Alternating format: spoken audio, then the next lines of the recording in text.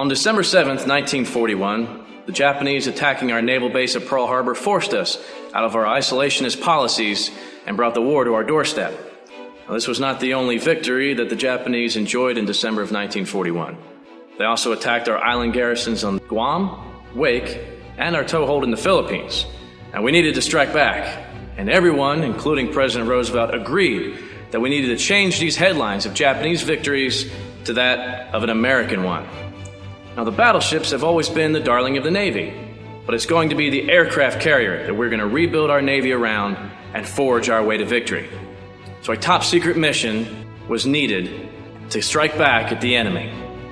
It was an ambitious mission, and it needed an ambitious leader. And that leader was Lieutenant Colonel James H. Doolittle, and it would become known as a Doolittle Raid. The idea was to launch 16 B-25 medium bombers like the one you see behind me off of the aircraft carrier USS Hornet. We're going to try to get as close as we can to the Japanese mainland, launch from this aircraft carrier, and bomb mainland Japan. Now, again, this was a very ambitious mission to try to get within range of mainland Japan.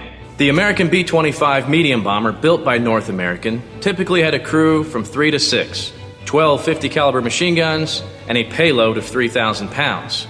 But because the carrier deck on the USS aircraft carrier Hornet was only so long, weight was a key factor to the success of this mission.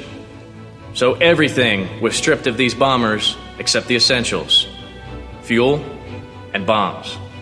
Now, the idea was to launch about 400 miles from the mainland. But a Japanese fishing schooner spotted our fleet 250 miles before their launching point. So we had a decision to make: abort the mission or carry on. The decision was made to carry on. Of the 16 B-25s, with 5 men in each airplane, a total of 80 Doolittle Raiders took off that morning on April 18th, 1942, full well knowing they may never return. Initially, the idea was to land in occupied China, and the Chinese forces would help our American boys get back to our lines. But because we had to launch 250 miles earlier, that was not to be.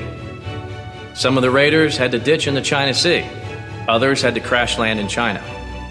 Some did get to make it back. Of the Chinese forces that did help, the Japanese were very suspicious and killed over 180,000 Chinese that they were suspicious of helping our American flyers. Now, the bombing itself did not do much physical damage, but it was devastating to the morale of the Japanese people. This was the first time American bombers were seen in the air over the Imperial Japanese headquarters, but it was not going to be the last. Colonel Doolittle survived the mission, and for his heroism and leadership, he was awarded the Congressional Medal of Honor.